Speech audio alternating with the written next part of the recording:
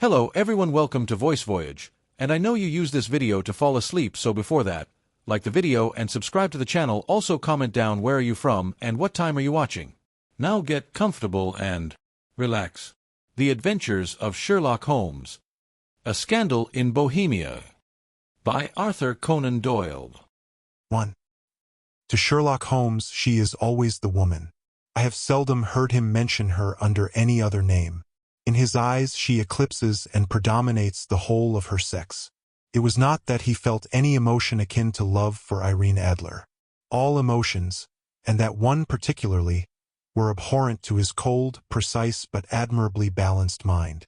He was, I take it, the most perfect reasoning and observing machine that the world has seen, but as a lover he would have placed himself in a false position. He never spoke of the softer passions, save with a jibe and a sneer. They were admirable things for the observer, excellent for drawing the veil from men's motives and actions. But for the trained reasoner to admit such intrusions into his own delicate and finely adjusted temperament was to introduce a distracting factor which might throw a doubt upon all his mental results. Grit in a sensitive instrument, or a crack in one of his own high-power lenses, would not be more disturbing than a strong emotion in a nature such as his. And yet there was but one woman to him, and that woman was the late Irene Adler, of dubious and questionable memory. I had seen little of Holmes lately. My marriage had drifted us away from each other. My own complete happiness, and the home-centered interests which rise up around the man who first finds himself master of his own establishment, were sufficient to absorb all my attention, while Holmes, who loathed every form of society with his whole Bohemian soul, remained in our lodgings in Baker Street, buried among his old books, and alternating from week to week between cocaine and ambition, the drowsiness of the drug, and the fierce energy of his own keen nature. He was still, as ever, deeply attracted by the study of crime, and occupied his immense faculties and extraordinary powers of observation in following out those clues, and clearing up those mysteries which had been abandoned as hopeless by the official police. From time to time I heard some vague account of his doings, of his summons to Odessa in the case of the Trepoff murder, of his clearing up of the singular tragedy of the Atkinson brothers at Trincomalee, and finally of the mission which he had accomplished so delicately and successfully for the reigning family of Holland. Beyond these signs of his activity, however, which I merely shared with all the readers of the daily press, I knew little of my former friend and companion. One night, it was on the 20th of March, 1888. I was returning from a journey to a patient, for I had now returned to civil practice, when my way led me through Baker Street. As I passed the well-remembered door, which must always be associated in my mind with my wooing, and with the dark incidents of the study in scarlet, I was seized with a keen desire to see Holmes again, and to know how he was employing his extraordinary powers. His rooms were brilliantly lit, and even as I looked up, I saw his tall, spare figure pass twice in a dark silhouette against the blind. He was pacing the room swiftly, eagerly, with his head sunk upon his chest and his hands clasped behind him. To me, who knew his every mood and habit, his attitude and manner told their own story. He was at work again. He had risen out of his drug-created dreams and was hot upon the scent of some new problem. I rang the bell and was shown up to the chamber which had formerly been in part my own. His manner was not effusive. It seldom was. But he was glad, I think, to see me. With hardly a word spoken, but with a kindly eye, he waved me to an armchair, threw across his case of cigars, and indicated a spirit case and a gasogene in the corner. Then he stood before the fire and looked me over in his singular introspective fashion. "Wedlock suits you," he remarked. "I think, Watson, that you have put on 7.5 pounds since I saw you." "7," I answered. "Indeed, I should have thought a little more. Just a trifle more, I fancy, Watson. And in practice again, I observe. You did not tell me that you intended to go into harness. Then, how do you know? I see it, I deduce it. How do I know that you have been getting yourself very wet lately, and that you have a most clumsy and careless servant girl?" "My dear Holmes," said I, "this is too much. You would certainly have been burned had you lived a few centuries ago. It is true that I had a country walk on Thursday and came home in a dreadful mess. But as I have changed my clothes, I can't imagine how you deduce it. As to Mary Jane, she is incorrigible, and my wife has given her notice. But there, again, I fail to see how you work it out." He chuckled to himself and rubbed his long, nervous hands together. "It is simplicity itself," said he. "My eyes tell me that on the inside of your left shoe, just where the firelight strikes it, the leather is scored by 6 almost parallel cuts. Obviously, they have been caused by someone who has very carelessly scraped round the edges of the sole in order to remove crusted mud from it. Hence, you see, my double deduction that you had been out in vile weather, and that you had a particularly malignant boot-slitting specimen of the London slavey. As to your practice, if a gentleman walks into my room smelling of iodoform, with a black mark of nitrate of silver upon his right forefinger, and a bulge on the right side of his top hat to show where he has secreted his stethoscope, I must be dull, indeed, if I do not pronounce him to be an active member of the medical profession." I could not help laughing at the ease with which he explained his process of deduction. "When I hear you give your reasons," I remarked, "the thing always appears to me to be so ridiculously simple that I could easily do it myself, though at each successive instance of your reasoning I am baffled until you explain your process. And yet I believe that my eyes are as good as yours." "Quite so," he answered, lighting a cigarette and throwing himself down into an armchair.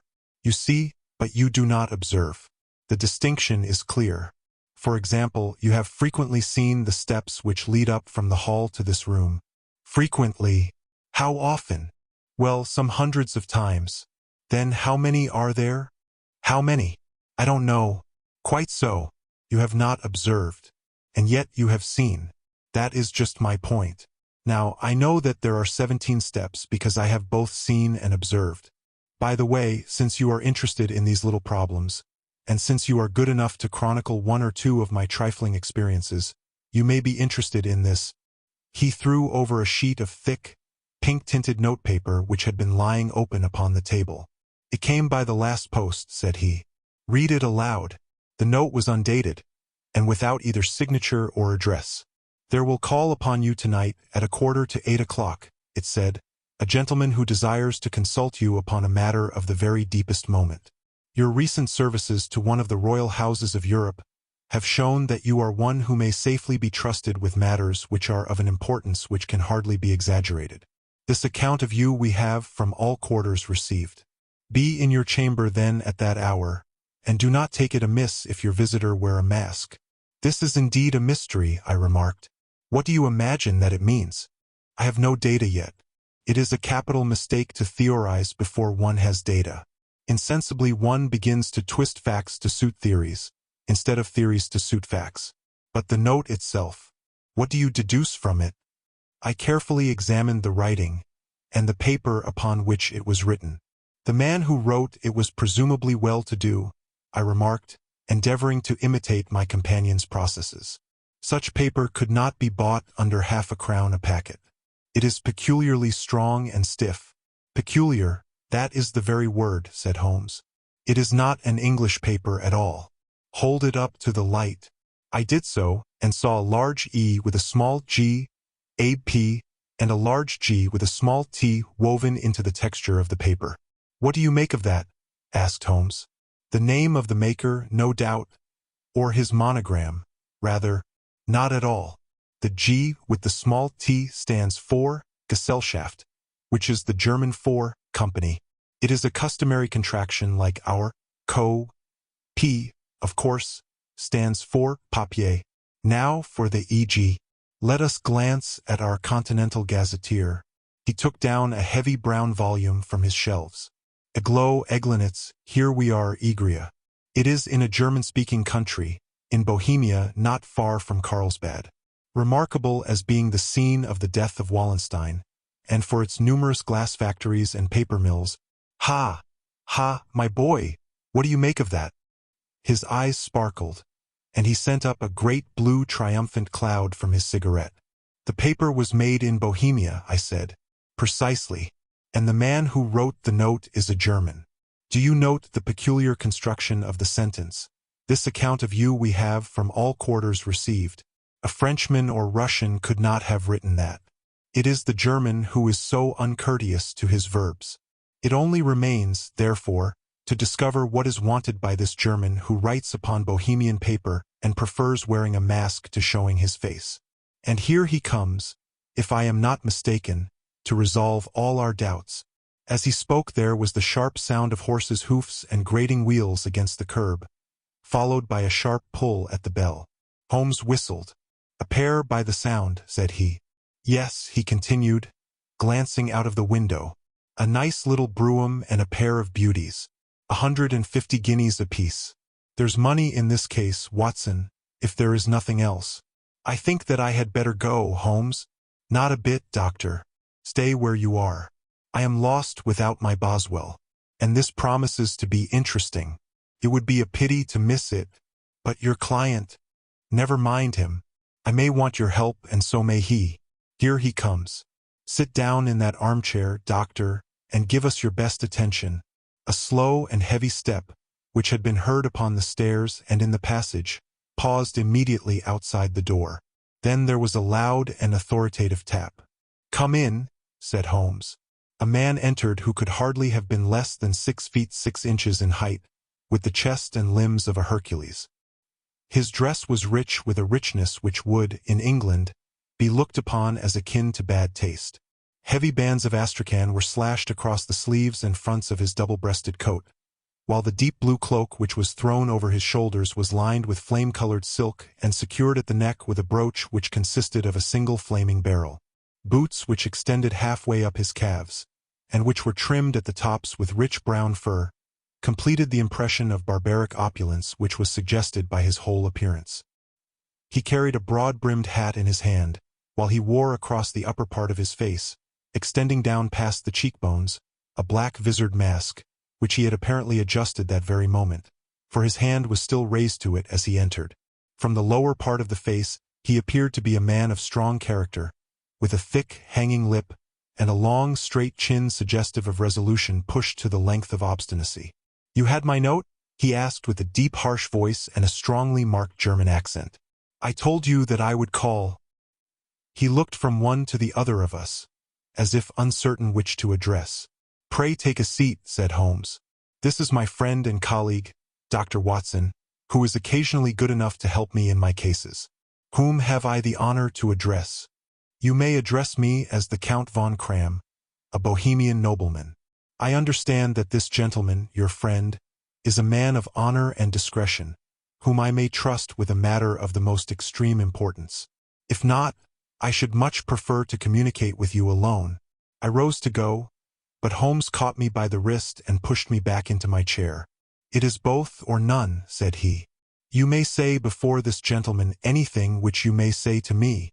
The Count shrugged his broad shoulders. "Then I must begin," said he, "by binding you both to absolute secrecy for 2 years. At the end of that time the matter will be of no importance. At present it is not too much to say that it is of such weight it may have an influence upon European history." "I promise," said Holmes. "And you will excuse this mask," continued our strange visitor. "The august person who employs me wishes his agent to be unknown to you, and I may confess at once that the title by which I have just called myself is not exactly my own." "I was aware of it," said Holmes dryly. "The circumstances are of great delicacy, and every precaution has to be taken to quench what might grow to be an immense scandal and seriously compromise one of the reigning families of Europe. To speak plainly, the matter implicates the great house of Ormstein, hereditary kings of Bohemia." "I was also aware of that," murmured Holmes, settling himself down in his armchair and closing his eyes. Our visitor glanced with some apparent surprise at the languid, lounging figure of the man who had been no doubt depicted to him as the most incisive reasoner and most energetic agent in Europe. Holmes slowly reopened his eyes and looked impatiently at his gigantic client. "If your Majesty would condescend to state your case," he remarked, "I should be better able to advise you."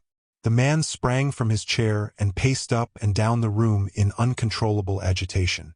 Then, with a gesture of desperation, he tore the mask from his face and hurled it upon the ground.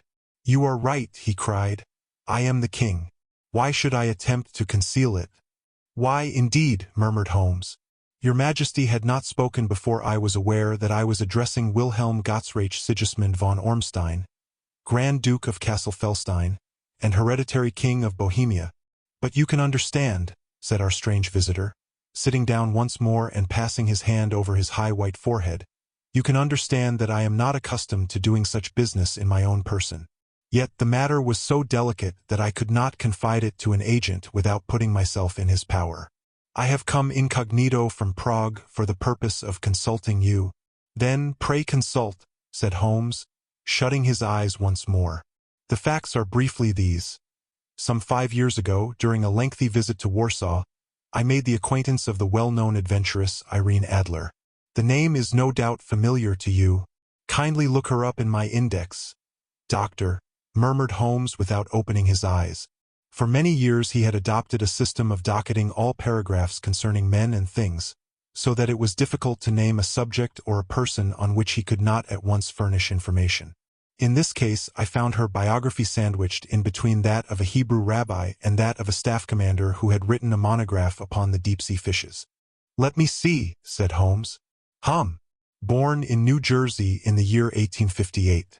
Contralto, La Scala, Prima donna Imperial Opera of Warsaw, yes. Retired from operatic stage. Living in London, quite so. Your Majesty, as I understand, became entangled with this young person. Wrote her some compromising letters, and is now desirous of getting those letters back. Precisely so. But how? Was there a secret marriage? None. No legal papers or certificates? None. Then I fail to follow your Majesty. If this young person should produce her letters for blackmailing or other purposes, how is she to prove their authenticity? There is the writing. Pooh. Forgery. My private notepaper. Stolen. My own seal. Imitated. My photograph. Bought. We were both in the photograph. Oh dear. That is very bad.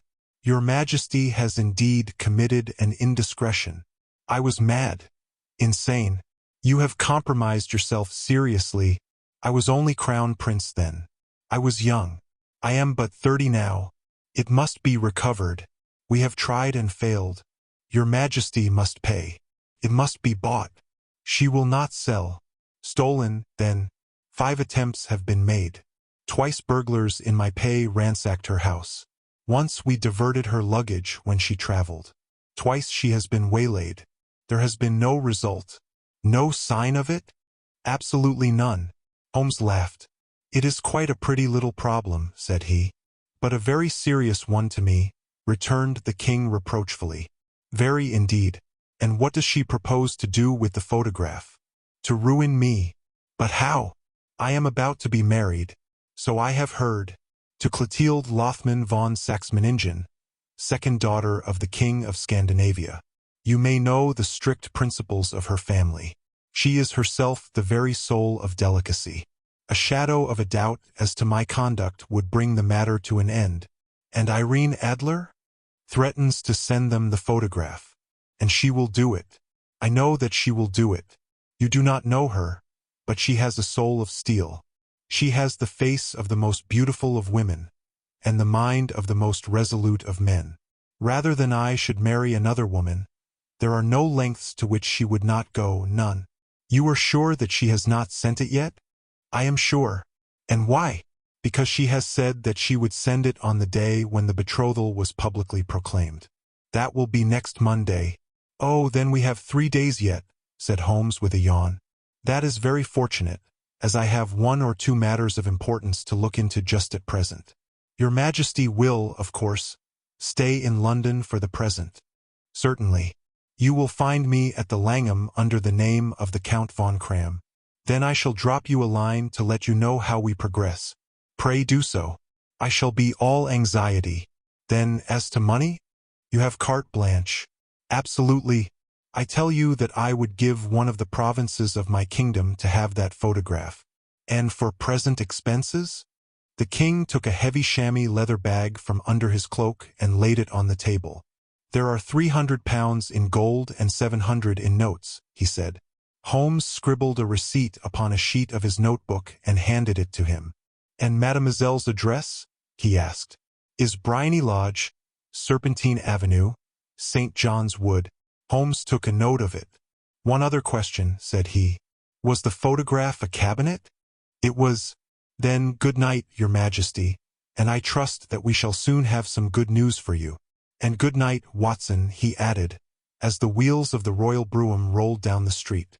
If you will be good enough to call tomorrow afternoon at 3 o'clock, I should like to chat this little matter over with you. 2. At 3 o'clock precisely I was at Baker Street, but Holmes had not yet returned. The landlady informed me that he had left the house shortly after 8 o'clock in the morning. I sat down beside the fire, however, with the intention of awaiting him, however long he might be. I was already deeply interested in his inquiry, for though it was surrounded by none of the grim and strange features which were associated with the two crimes which I have already recorded, still, the nature of the case and the exalted station of his client gave it a character of its own. Indeed, apart from the nature of the investigation which my friend had on hand, there was something in his masterly grasp of a situation, and his keen, incisive reasoning, which made it a pleasure to me to study his system of work, and to follow the quick, subtle methods by which he disentangled the most inextricable mysteries. So accustomed was I to his invariable success that the very possibility of his failing had ceased to enter into my head. It was close upon 4 before the door opened, and a drunken-looking groom, ill-kempt and side-whiskered, with an inflamed face and disreputable clothes, walked into the room. Accustomed as I was to my friend's amazing powers in the use of disguises, I had to look 3 times before I was certain that it was indeed he. With a nod he vanished into the bedroom, whence he emerged in 5 minutes tweed-suited and respectable, as of old. Putting his hands into his pockets, he stretched out his legs in front of the fire and laughed heartily for some minutes. "Well, really?" he cried, and then he choked and laughed again until he was obliged to lie back, limp and helpless, in the chair. "What is it? It's quite too funny. I am sure you could never guess how I employed my morning, or what I ended by doing. I can't imagine. I suppose that you have been watching the habits, and perhaps the house of Miss Irene Adler. Quite so, but the sequel was rather unusual. I will tell you, however. I left the house a little after 8 o'clock this morning in the character of a groom out of work. There is a wonderful sympathy and freemasonry among horsey men. Be one of them and you will know all that there is to know. I soon found Briony Lodge. It is a bijou villa with a garden at the back, but built out in front right up to the road, 2 stories. Chubb lock to the door. Large sitting room on the right side, well furnished, with long windows almost to the floor, and those preposterous English window fasteners which a child could open. Behind there was nothing remarkable, save that the passage window could be reached from the top of the coach-house. I walked round it and examined it closely from every point of view, but without noting anything else of interest. I then lounged down the street and found, as I expected, that there was a mews in a lane which runs down by one wall of the garden. I lent the ostlers a hand in rubbing down their horses, and received in exchange 2d, a glass of half and half, 2 fills of shag tobacco, and as much information as I could desire about Miss Adler, to say nothing of half a dozen other people in the neighborhood in whom I was not in the least interested, but whose biographies I was compelled to listen to. "And what of Irene Adler?" I asked. "Oh, she has turned all the men's heads down in that part. She is the daintiest thing under a bonnet on this planet. So say the Serpentine Mews to a man. She lives quietly, sings at concerts, drives out at 5 every day, and returns at 7 sharp for dinner. Seldom goes out at other times except when she sings. Has only 1 male visitor, but a good deal of him. He is dark, handsome, and dashing, never calls less than once a day, and often twice. He is a Mr. Godfrey Norton of the Inner Temple. See the advantages of a cabman as a confidant. They had driven him home a dozen times from Serpentine Mews, and knew all about him. When I had listened to all they had to tell, I began to walk up and down near Briony Lodge once more, and to think over my plan of campaign. This Godfrey Norton was evidently an important factor in the matter. He was a lawyer. That sounded ominous. What was the relation between them, and what the object of his repeated visits? Was she his client, his friend, or his mistress? If the former, she had probably transferred the photograph to his keeping. If the latter, it was less likely. On the issue of this question depended whether I should continue my work at Briony Lodge, or turn my attention to the gentlemen's chambers in the Temple. It was a delicate point, and it widened the field of my inquiry. I fear that I bore you with these details, but I have to let you see my little difficulties, if you are to understand the situation. I am following you closely, I answered. I was still balancing the matter in my mind when a handsome cab drove up to Bryony Lodge, and a gentleman sprang out. He was a remarkably handsome man, dark, aquiline, and mustached, evidently the man of whom I had heard. He appeared to be in a great hurry, shouted to the cabman to wait, and brushed past the maid who opened the door with the air of a man who was thoroughly at home. He was in the house about half an hour, and I could catch glimpses of him in the windows of the sitting room, pacing up and down, talking excitedly and waving his arms. Of her I could see nothing. Presently he emerged, looking even more flurried than before.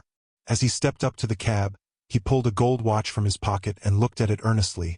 "Drive like the devil," he shouted, first to Gross and Hankey's in Regent Street, and then to the Church of St. Monica in the Edgware Road. "Half a guinea if you do it in 20 minutes.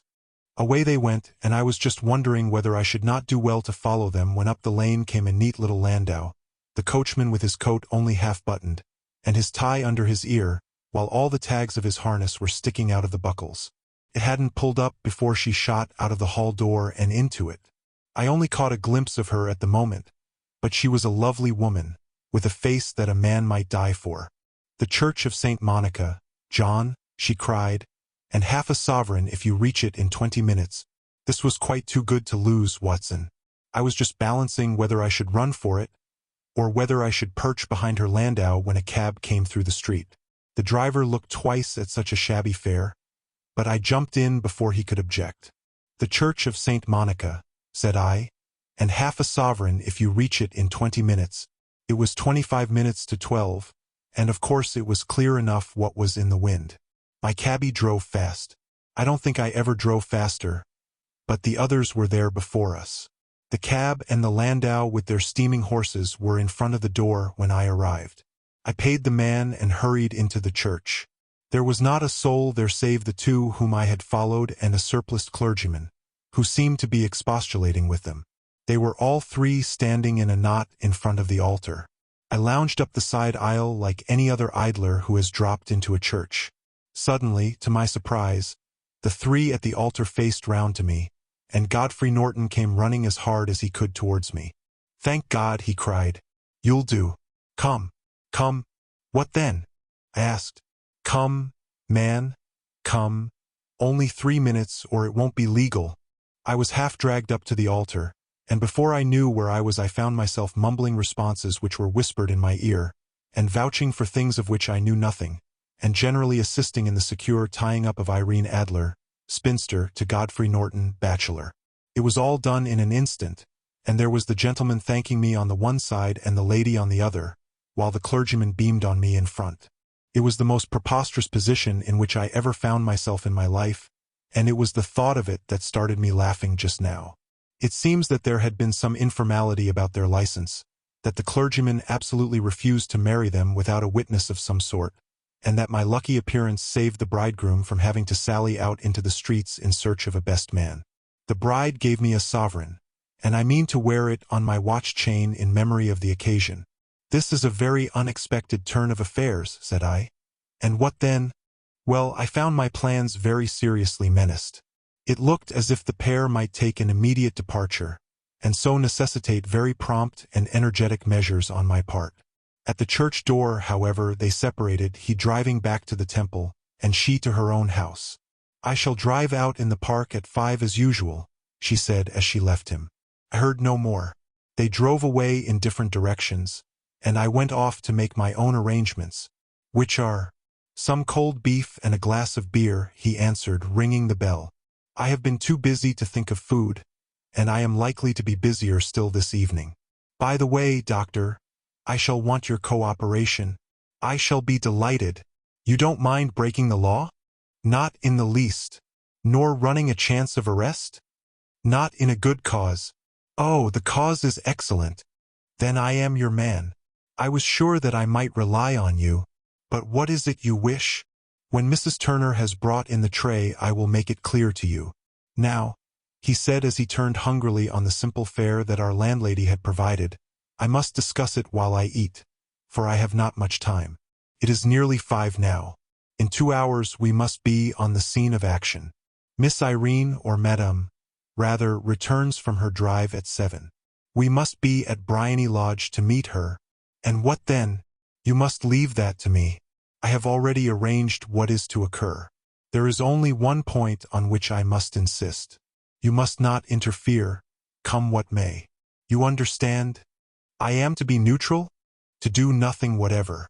There will probably be some small unpleasantness. Do not join in it. It will end in my being conveyed into the house. 4 or 5 minutes afterwards the sitting-room window will open. You are to station yourself close to that open window. Yes, you are to watch me, for I will be visible to you. Yes, and when I raise my hand, so you will throw into the room what I give you to throw, and will, at the same time, raise the cry of fire. You quite follow me? Entirely. It is nothing very formidable, he said, taking a long cigar-shaped roll from his pocket. It is an ordinary plumber's smoke rocket, fitted with a cap at either end to make it self-lighting. Your task is confined to that. When you raise your cry of fire, it will be taken up by quite a number of people. You may then walk to the end of the street, and I will rejoin you in 10 minutes. I hope that I have made myself clear. I am to remain neutral, to get near the window, to watch you, and at the signal to throw in this object, then to raise the cry of fire, and to wait you at the corner of the street. Precisely. Then you may entirely rely on me. That is excellent. I think, perhaps, it is almost time that I prepare for the new role I have to play. He disappeared into his bedroom and returned in a few minutes in the character of an amiable and simple-minded nonconformist clergyman. His broad black hat, his baggy trousers, his white tie, his sympathetic smile, and general look of peering and benevolent curiosity were such as Mr. John Hare alone could have equaled. It was not merely that Holmes changed his costume. His expression, his manner, his very soul seemed to vary with every fresh part that he assumed. The stage lost a fine actor even as science lost an acute reasoner when he became a specialist in crime. It was 6:15 when we left Baker Street, and it still wanted 10 minutes to the hour when we found ourselves in Serpentine Avenue. It was already dusk, and the lamps were just being lighted as we paced up and down in front of Bryony Lodge, waiting for the coming of its occupant. The house was just such as I had pictured it from Sherlock Holmes' succinct description, but the locality appeared to be less private than I expected. On the contrary, for a small street in a quiet neighborhood, it was remarkably animated. There was a group of shabbily dressed men smoking and laughing in a corner, a scissors grinder with his wheel, 2 guardsmen who were flirting with a nurse girl, and several well-dressed young men who were lounging up and down with cigars in their mouths. You see, remarked Holmes, as we paced to and fro in front of the house, this marriage rather simplifies matters. The photograph becomes a double-edged weapon now. The chances are that she would be as averse to its being seen by Mr. Godfrey Norton as our client is to its coming to the eyes of his princess. Now the question is, where are we to find the photograph? Where, indeed? It is most unlikely that she carries it about with her. It is cabinet size, too large for easy concealment about a woman's dress. She knows that the king is capable of having her waylaid and searched. 2 attempts of the sort have already been made. We may take it, then, that she does not carry it about with her. Where, then? Her banker or her lawyer? There is that double possibility. But I am inclined to think neither. Women are naturally secretive, and they like to do their own secreting. Why should she hand it over to anyone else? She could trust her own guardianship, but she could not tell what indirect or political influence might be brought to bear upon a businessman. Besides, remember that she had resolved to use it within a few days. It must be where she can lay her hands upon it. It must be in her own house, but it has twice been burgled. Pshaw! They did not know how to look. But how will you look? I will not look. What then? I will get her to show me. But she will refuse. She will not be able to. But I hear the rumble of wheels. It is her carriage. Now carry out my orders to the letter. As he spoke, the gleam of the sidelights of a carriage came round the curve of the avenue.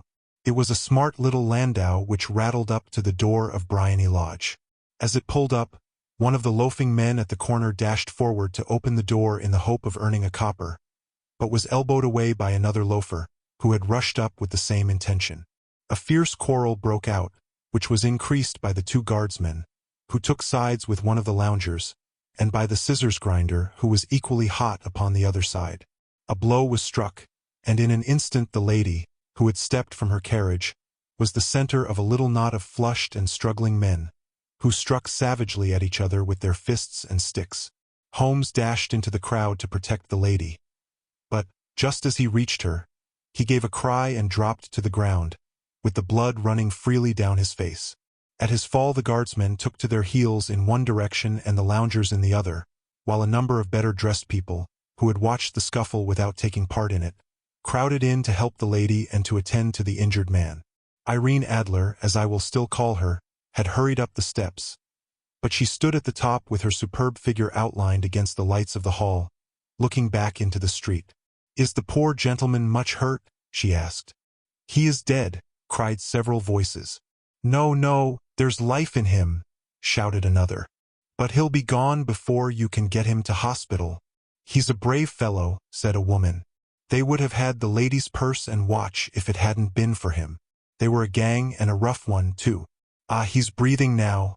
He can't lie in the street. May we bring him in, marm?" "Surely. Bring him into the sitting room. There is a comfortable sofa. This way, please."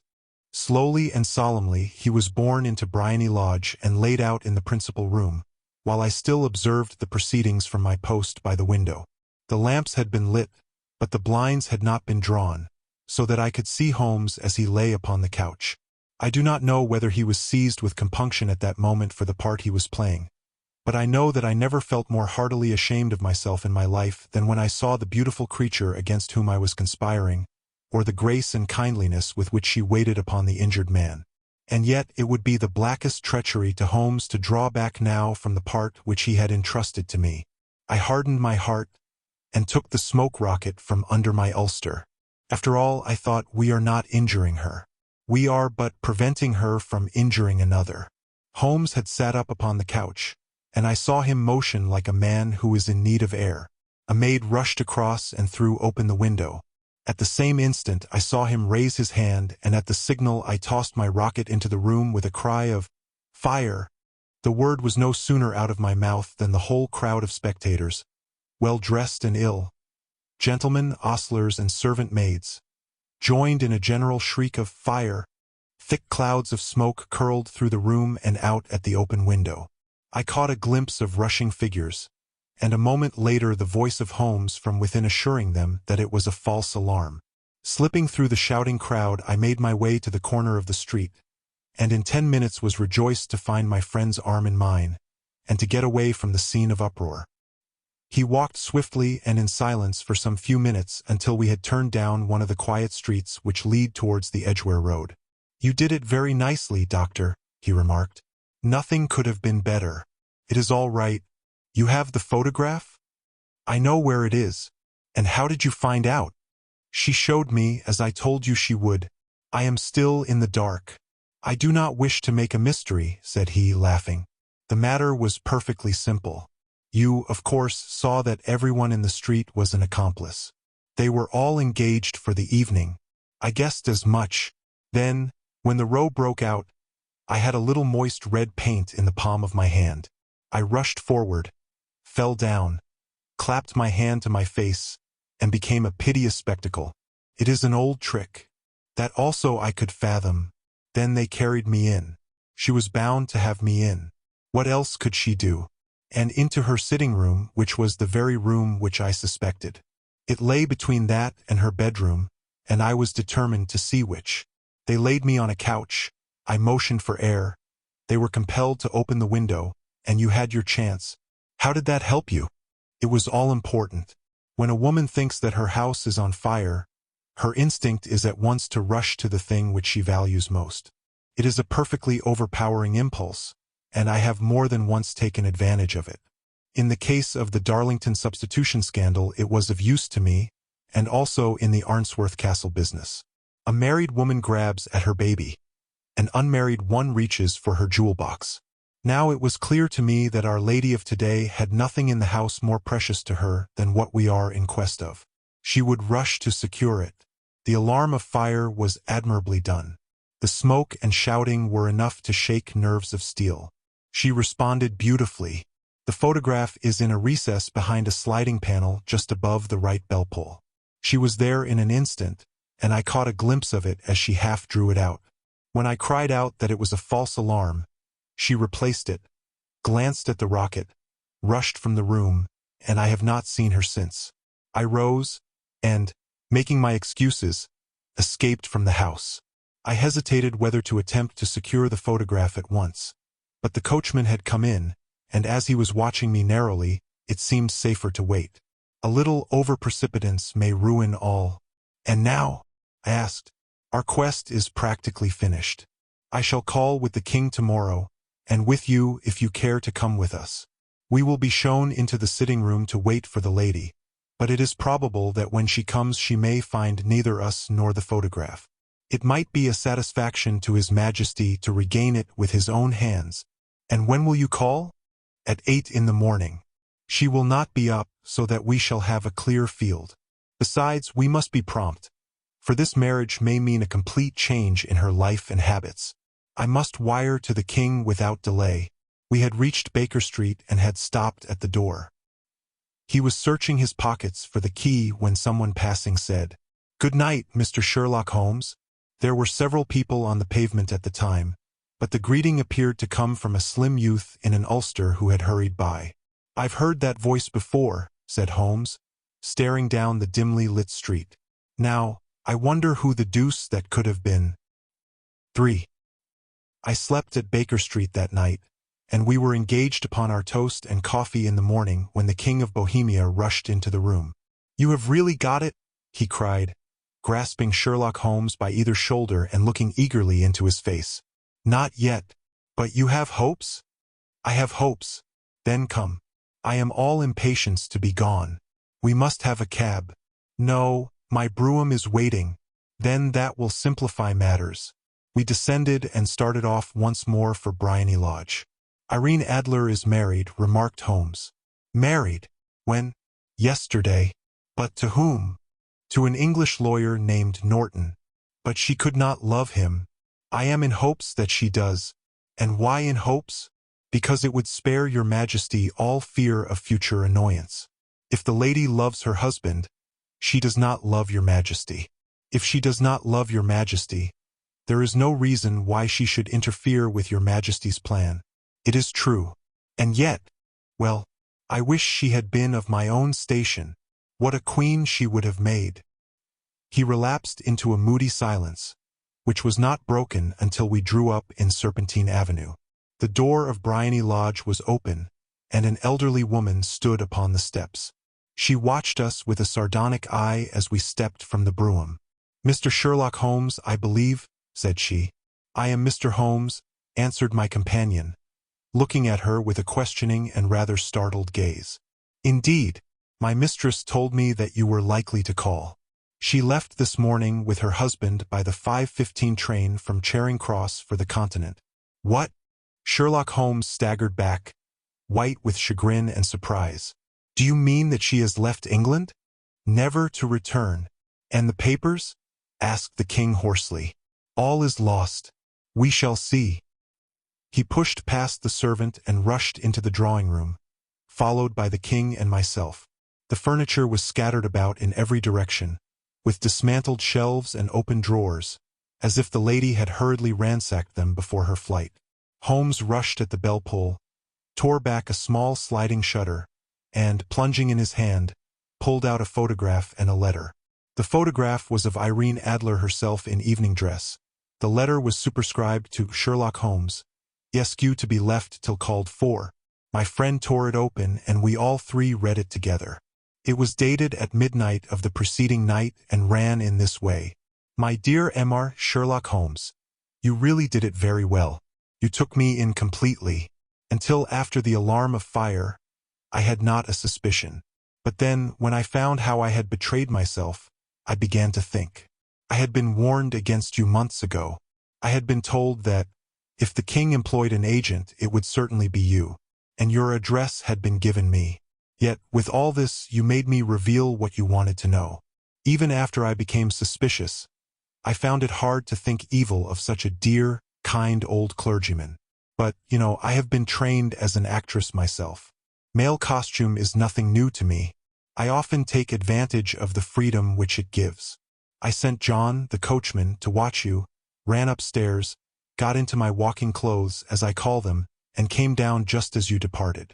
Well, I followed you to your door, and so made sure that I was really an object of interest to the celebrated Mr. Sherlock Holmes. Then I, rather imprudently, wished you good night, and started for the temple to see my husband. We both thought the best resource was flight, when pursued by so formidable an antagonist. So you will find the nest empty when you call tomorrow. As to the photograph, your client may rest in peace. I love and am loved by a better man than he. The king may do what he will without hindrance from one whom he has cruelly wronged. I keep it only to safeguard myself, and to preserve a weapon which will always secure me from any steps which he might take in the future. I leave a photograph which he might care to possess, and I remain, dear Mr. Sherlock Holmes, very truly yours, Irene Norton, née Adler. What a woman! Oh, what a woman!